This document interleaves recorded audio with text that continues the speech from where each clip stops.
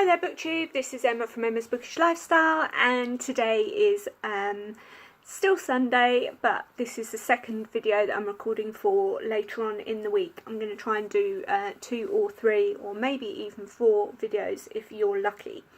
So you will remember a little while back that I mentioned to you that I was very lucky in that both my grandparents, my nan on both sides, my mum's and my dad's side, oh, I've got a sticky out piece of hair there, gave me books, or I inherited books from them on their sad passing. So I just wanted to talk to you a little bit about them today. So I've brought a couple of them out from safekeeping just to kind of show you, and also I've got a little bit of a family mystery now. I don't know if many of you know, I think I've briefly mentioned it on here before, however I am doing my family tree on Ancestry. I'm doing both my maternal and my paternal side. I've made quite good headway on both sides. I think I'm into the 1800s now. However, on bringing out a couple of the books from my paternal side that I inherited today, I found the name of somebody in the book that doesn't ring any bells to me. And I have a date and I have a location. So the mystery starts. So I think we'll start off with those books first of all. So these are the beautiful editions that I have, and these are of Charles Dickens. It's called the Charles Dickens Library, and there's 12 of them in total, and they are stunning. As you can see, age hasn't been kind to the outsides, but they're still very well bound, and each of them inside has beautiful sort of vintage end papers. You can tell they've been read. I mean, they're much beloved books. They haven't just sort of been there for stationery purposes. And obviously with the age of time, they are yellowed. They do also have, I don't know what's about it, it's a kind of a, you know, when you go to, some of you might not, but when you go to church for like family weddings and family events, and you know, you go into the church and you get given your hymn sheets or your hymn books, and it's that kind of dusty, historical smell that just, oh, it's to die for. It's absolutely to die for. Anyway, this is volume 8, which is the Christmas books, etc. So this is one that I've pulled out to show you today because I didn't realise that there was a whole kind of book dedicated to this particular area with Dickens. I just thought he did A Christmas Carol for some reason. But also it's got these beautiful, beautiful kind of pencil etchings on like glossy paper, which they used to do in those days. Excuse that, that's the boys, my 2 dogs fighting in the background. So you've got some kind of not so pleasant, but then obviously Dickens is renowned for being a bit dark and a bit brutal. But yeah, so I've got 12 of these books. These came from my paternal grandmother, whose name was Edna Pateman, and she married my granddad and became a Robertson, which is where my name comes from. So we come from, give you a little bit of background, we come from crofting roots up in Scotland. So I'm sure Mel will love that because I know she loves Scotland very much. So yes, we were crofters on the Isle of Skye, and I'd love to go back there and just hire a holiday cottage for a week and just live out there and absorb kind of the feel of what it's like to live out in the rural countryside and my familial roots. So yeah, but on top of that, the mystery. Well, as I say to you, the mystery on this is the signature that's in here. Now, this says W.T. Lack, Comsworth, Bedfordshire, 1912. Now, I think I found, through some photos that were passed to me through the family, a picture of W.T. Lack, which I'm going to have to go and dig and find out now if it is the same gentleman, because we had no idea who he was or what connection he was to our family, if there was any connection to our family. Now, my grandfather was actually in the war and had what is now known as PTSD when he came back, and he worked in the he was in the Merchant Navy, and then he went into the Navy, and he used to do a lot of deliveries on the Murmansk run, which is to Russia. So yeah, it'll be interesting to see. I don't know if he was a fellow colleague, a school friend, a family friend, whether he was a family friend of my grandmother instead. I'm not 100% sure. But what I would like to sort of read out to you is what it says here on the front of this page. So it says, the Charles Dickens Library is complete in 18 volumes with 1,200 illustrations, including 500 special plates, drawn expressly for this edition by Harry Furness. And it's called the Testimonial Edition, and it says it's an uncommercial traveller lazy tour of two idle apprentices. And it was printed in London by the Educational Book Company Limited.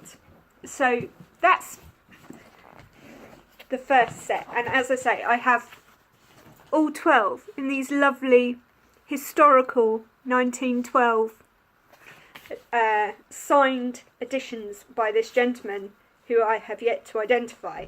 I will keep you up to date with the family mystery. I'm just thought I'd have a quick look and see if there is a publication date. Aha!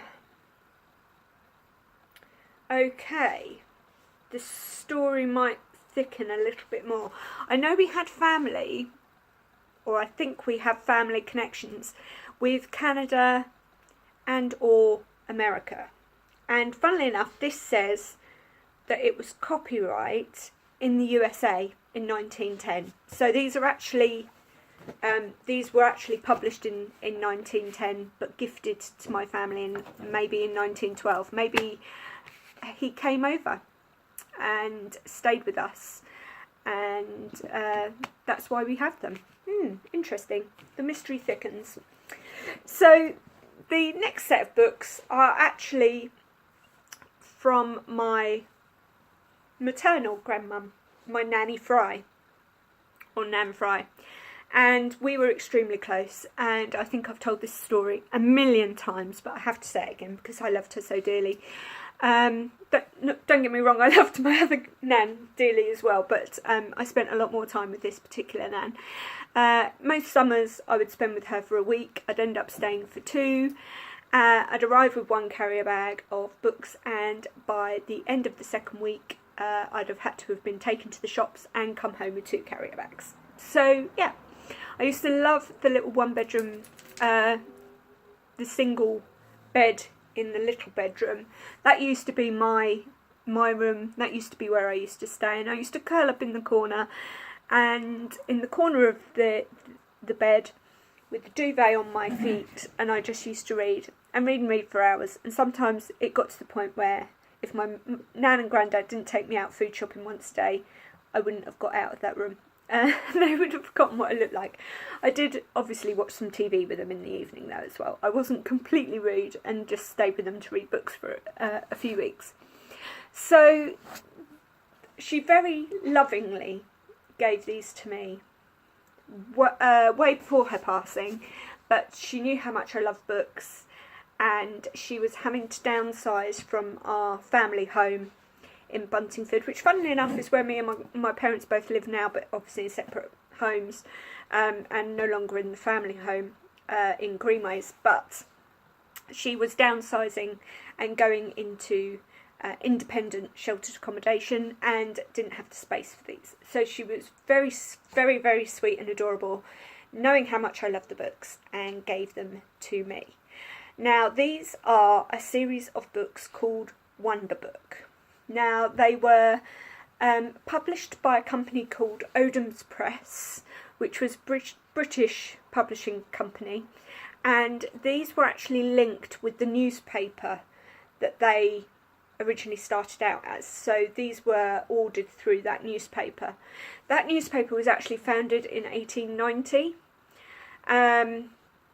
but then I believe around 1920 the newspaper had kind of died off, and they mainly focused on the publishing area of life. And by 1937 it had a first colour weekly, which was called Woman magazine. It also owned Ideal Home, which was founded in 1920, and then it got Horse and Hound later on, which I'm sure many of you have heard of. And they also did things like published Winston Churchill's painting as a pastime book, and several other things. So I believe that they were also based in Watford around 1954. So all around the time, or nearabouts to where I live. So again, looking at the books, what I want to say to you first of all is these were children's books. These were much loved by my nan. They were read. They weren't kept, they weren't stroked and lovingly not touched. These are loved and adored books. So I'm not going to apologise for any tearing or coming away from the binding. It's because they were much loved childhood books. So I will be a little bit more delicate. This is the one that I have that hasn't got a box at all. I will show you the others in a minute. But this is the Golden Wonder book, and as you can see when you open it, it's got classic childhood, as I say, excuse some of the condition, but classic childhood end papers. You can never go wrong with an end paper. Coloured edges, so these were blue on the top, and then the bottom and the side weren't, or they've been so well read that it's worn off. I think it might be that it's worn off because, as you see here, you can see the kind of the colouring is starting to wear off there as well. And these were actually called the Golden Wonder Book for Children. Now, looking here on the inside, it says to you at the bottom, Oldham's Press Limited, Longacre, London, WC2. Contributors in this book were Rudyard Kipling, just trying to think, Thomas Hardy. I mean, wow, some of these are kind of quite grown-up authors. There's over 500 illustrations by well-known artists. So there's other people in here like John Masefield, E.V. Lucas, Walter Delamere, John Drinkwater, Richard Jefferies, Alice Meynell, Rose Macaulay, May Wynne, Sir Henry Newbolt, Hilaire Belloc, Michael Fairless, excuse me a moment, Conan, quiet please. And again, as you see, even the inside page looks absolutely phenomenal. Now, this was copyrighted in 1934 and was actually printed in the UK. And as you can see, this is the introduction. I'm going to try and find a few more pages for you to see.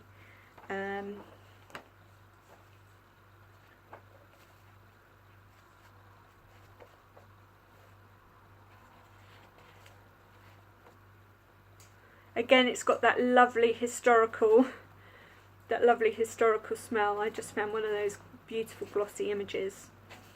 So you've got, now this is the story of The Little Mermaid, and it's got this beautiful plate in there on that glossy paper that they used to save for special plates. Then with this particular story, you can see all the beautiful hand-drawn artistry. I mean, just imagine as a child being given that in 1938, I mean, you must have been absolutely bewitched. I mean, being the avid reader, and it's also, it wasn't just stories, it was poetry as well. Now, I have to be honest with you, I'm not a big poetry person, but yeah, I do get these books out occasionally, but I have never read them because I kind of feel like I should have a pair of those museum white gloves and stroke it tentatively. This is another really beautiful page, Sleeping Beauty. So yeah, this is the Golden Wonder book from my Nanny Fry that I absolutely adore. Now, the other two that I just want to show you, I'm going to explain why I don't open them, or why I don't take them out. This one is the Favourite Wonder book, and this is in its original box. The only difference with this one is that it's lost the end, so I can sort of slide it out and I can show you this one. So again, I'll show you. Look how beautiful. This one has got an embossed, I don't know how well you can see that in the daylight, there you go. It's got a beautifully embossed cover. I mean, just wow, just wow. And this particular one has coloured end papers. Again, just stunning. And I'm just going to try and find out when this particular one was produced.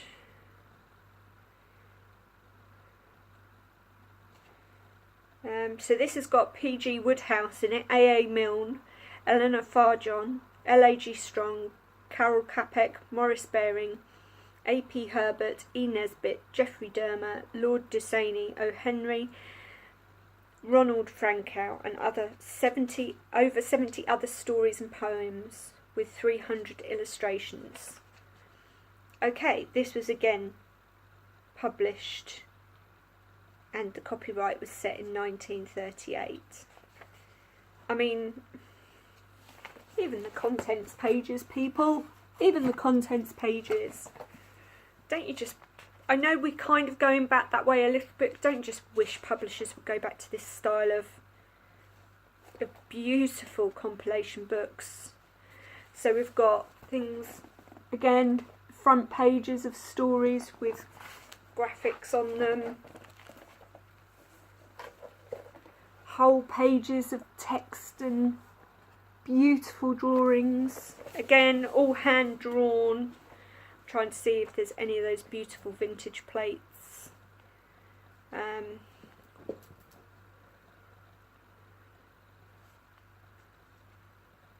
Again, I feel a bit like I should be wearing those white, beloved white gloves.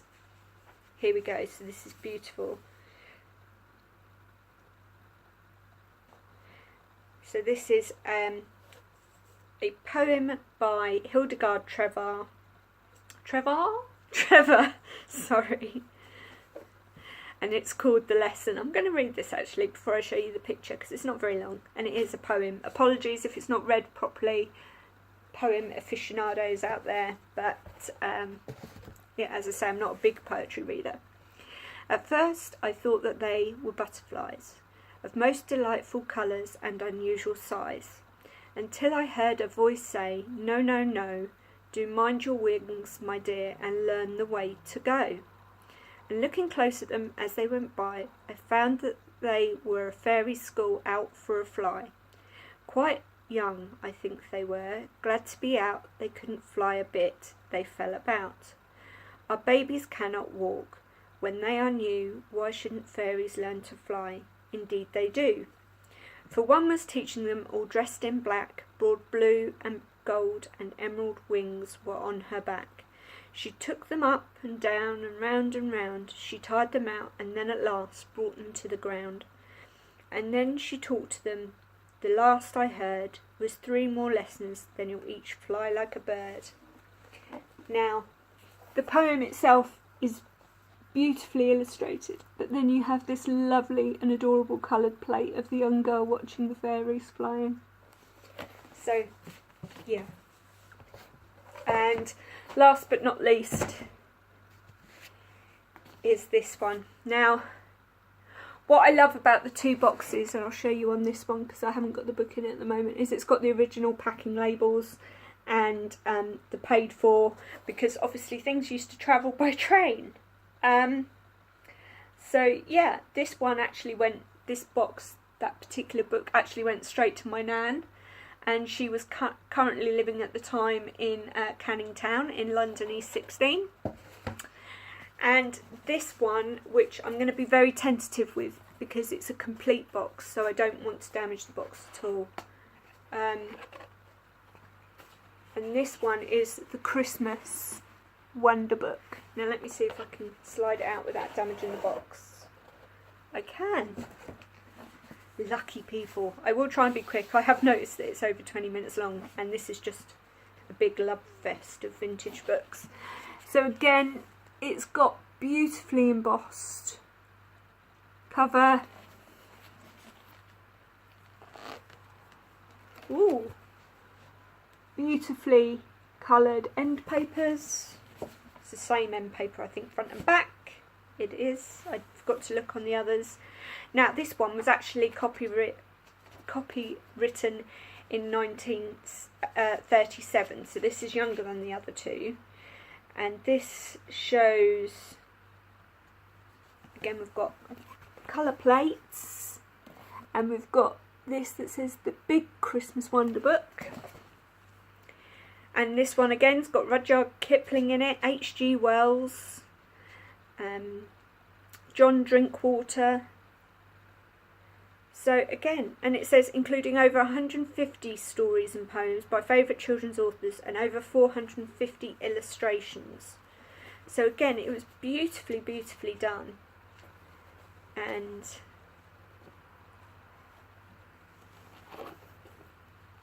look at that. A plate of King Henry VIII. Stunning. So anyway, that's a little bit of an insight into me and my family and my little family adventure that I'm going to be going on. If I find out anything, I will let you know, BookTube. And there will be some more videos to follow, so keep an eye out and take care soon. Bye for now.